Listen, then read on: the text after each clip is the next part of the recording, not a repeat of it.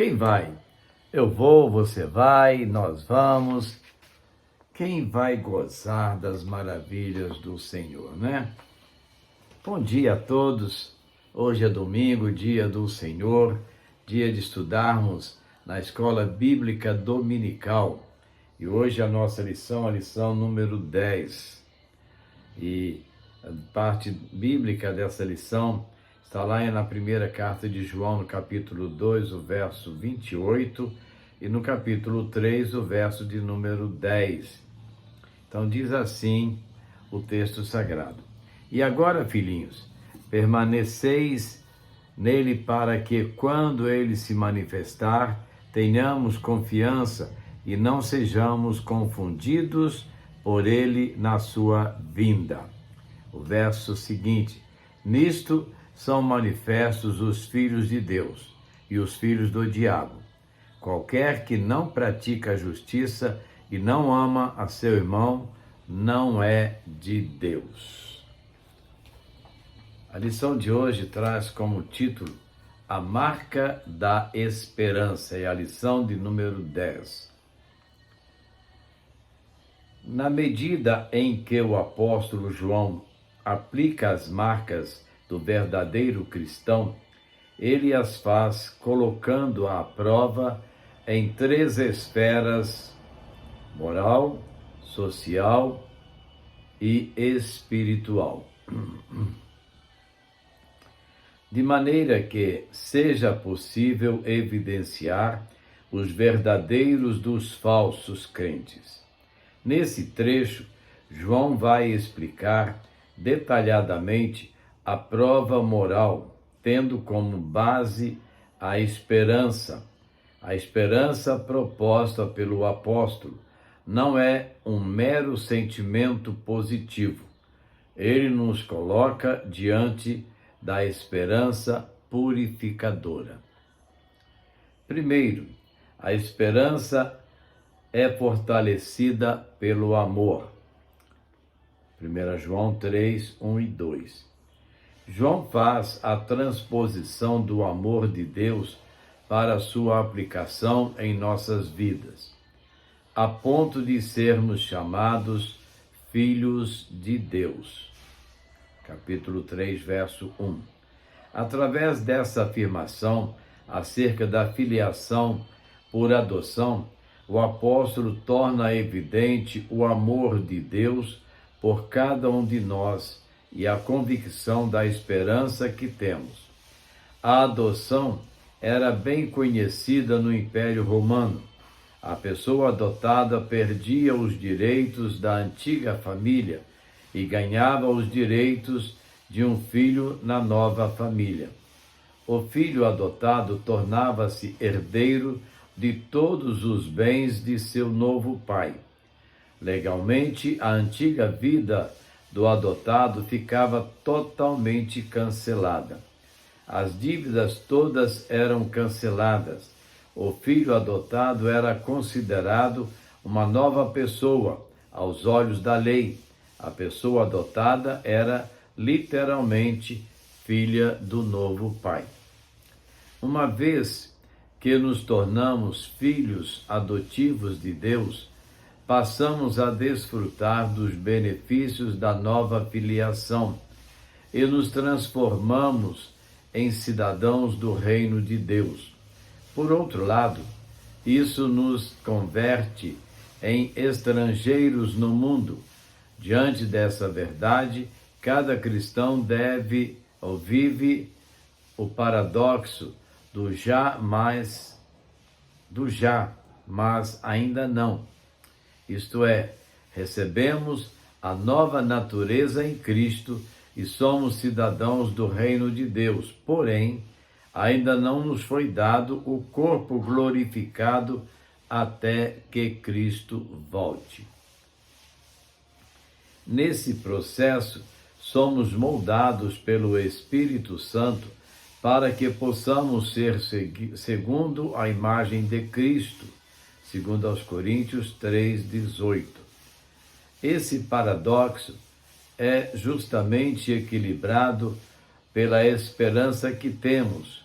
graças ao amor de Deus, recebemos a salvação e na volta de Jesus passaremos pela glorificação, na qual estaremos em conformidade definitiva à imagem de Cristo. Segundo, a esperança gera purificação. 1 João 3:6. Como temos afirmado, João fala da esperança purificadora, a qual é o resultado direto da filiação. Todo cristão torna-se filho de Deus, reconhece o seu grande amor e por isso deseja agradar ao Pai. Para isso, obedece a Ele e assim purifica-se. Viver na realidade da volta de Cristo faz diferença na conduta de cada cristão, já que prosseguimos sob o desejo de sermos semelhantes a Ele. Devemos entender que não existe esperança real sem que a purificação seja algo concreto. Não há possibilidade de negociação. João usa constantemente dois pontos distintos, trevas e luz, para destacar que a purificação é o desejo imediato na vida cristã. A verdadeira esperança conduz à purificação. Terceiro, abandono do pecado. 1 João 3, 7-10. Não podemos falar sobre esperança e salvação sem falar no abandono do pecado. Observe bem o caminho didático e construtivo utilizado pelo apóstolo. O verdadeiro cristão baseia sua vida na verdade que é a Bíblia Sagrada, conforme visto na lição anterior. Permanece nela, desfruta de uma viva esperança e assim purifica-se, o que resulta na maneira direta do abandono do pecado. Embora nenhum de nós esteja livre de pecar, fato que o próprio João afirmou na sua carta, não há aqui uma contradição, mas um destelhamento do que diferencia o verdadeiro do falso cristão. O pecado é um acidente no percurso e não uma prática habitual.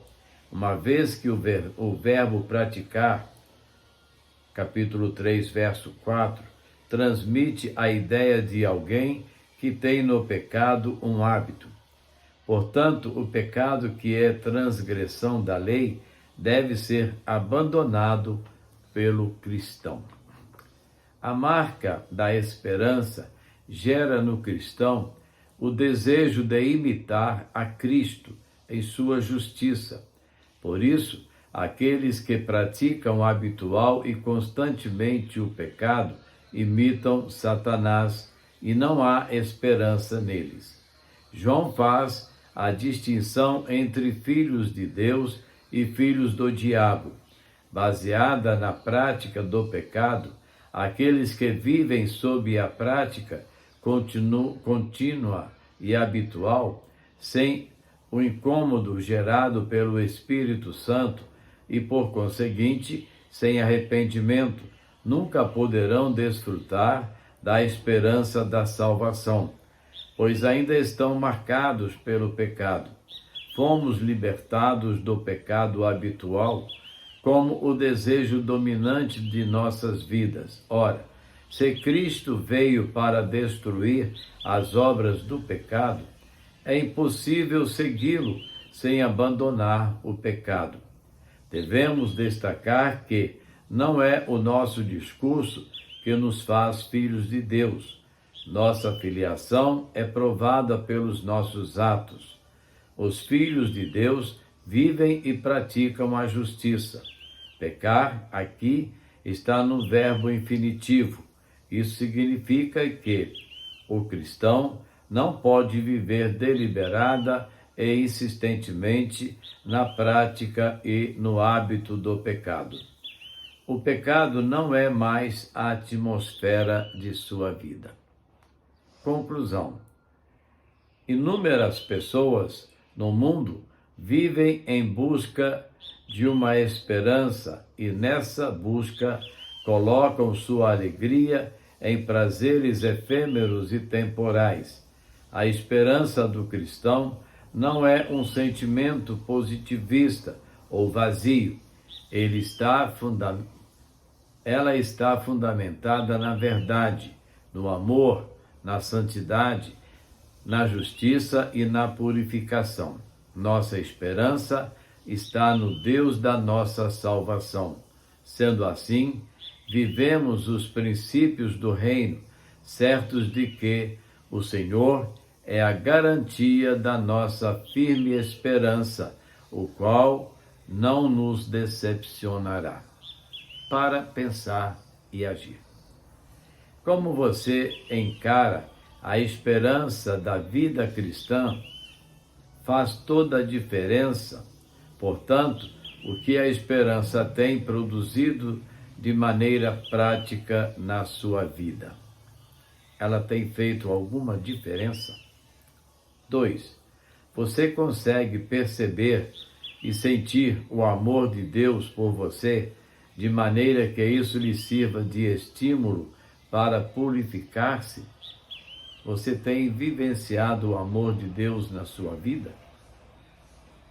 Finalmente, com relação aos chamados pecados de estimação, existem em sua vida ainda alguns, os quais precisam ser abandonados? Muito interessante, né? Às vezes ficamos no pecado, vivemos no pecado. Precisamos abandonar a prática do pecado e viver somente para Deus, somente no propósito criado por Deus em nós. Que possamos assim aprender com essa lição maravilhosa que nós estamos estudando hoje. Vamos orar? Nosso Deus, nosso Pai, somos gratos ao Senhor, porque mais um domingo na Tua presença, mais um domingo estudando a Tua palavra. Ó Deus, usa-nos para que outras pessoas também se acheguem a Jesus Cristo e possam, vivendo o amor de Cristo, entregar suas vidas, aceitando-o como Salvador. Vem nos abençoar, Senhor, vem nos proteger, vem nos fortalecer. Perdoa, ó Deus, os nossos pecados e faz-nos viver uma nova vida, uma nova esperança. Agradecemos, Deus, pelos nossos familiares, pedimos que continue abençoando os nossos filhos, nossos netos, nossa bisneta, abençoando nossas vidas, ó Deus, nossas famílias. Também clamamos pelas famílias da Tua Igreja, que o Senhor esteja abençoando cada família nas suas dificuldades, nas suas necessidades, aqueles que estão atravessando a Covid, como a irmã Dilma, a irmã Leni e outros mais que estão vivendo assim em restrição, separados por causa dessa enfermidade, que o Senhor lhes dê a cura e lhes dê força para continuarem a sua caminhada, ó Deus. Te pedimos, Deus, abençoar os enfraquecidos na fé, reanimando-os, vivificando-os para a glória do Teu nome, que eles sintam prazer e alegria em estar na Tua casa. Também te pedimos, Deus, pelos enlutados, pela família da irmã Edir, seus irmãos, seus filhos, sobrinhos, netos, ó Deus, o Senhor continue confortando aqueles corações, lembrando que eles possam sentir o desejo de seguir o exemplo da avó que o Senhor chamou à sua presença. Muito obrigado pela vida da irmã Rosa, o legado que ela deixou para nós, ó Deus. Continua nos abençoando, Senhor. Dá-nos um domingo de paz, de esperança e práticas da verdade. É a nossa oração, agradecidos no nome de Jesus. Amém.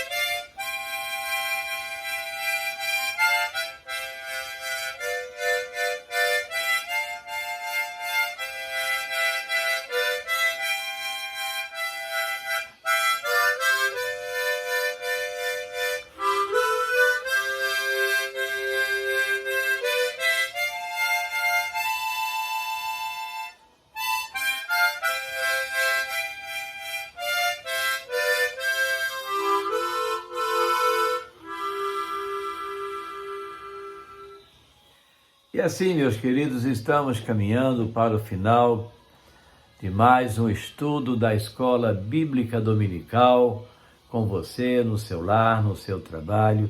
Que Deus nos dê muita paz, que Deus nos dê muita esperança e que nós possamos refletir nos ensinamentos da Palavra de Deus. Que nós possamos buscar, aprender na Palavra do Senhor a cada momento aquilo que serve para a edificação das nossas vidas. E que a graça e a misericórdia do Senhor continue nos fortalecendo, nos conduzindo neste mundo tão tenebroso. Lembramos que devemos orar pelo nosso país, pela política do Brasil, do Estado e também por missões. Estamos já em missões estaduais. Logo mais teremos nosso culto de abertura de missões estaduais. Que Deus nos dê um domingo de boas realizações, muita paz em família, muita alegria e logo mais te esperamos na casa do Senhor. Não deixe de ir à casa do Senhor, não fique em casa.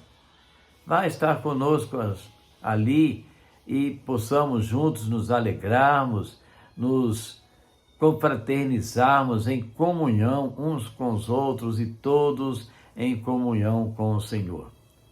Que Deus nos dê a sua paz. Amém? Fique na paz do Senhor e tenha um bom dia. E amanhã voltaremos com a nossa devocional da manhã. Que Deus te abençoe grandemente.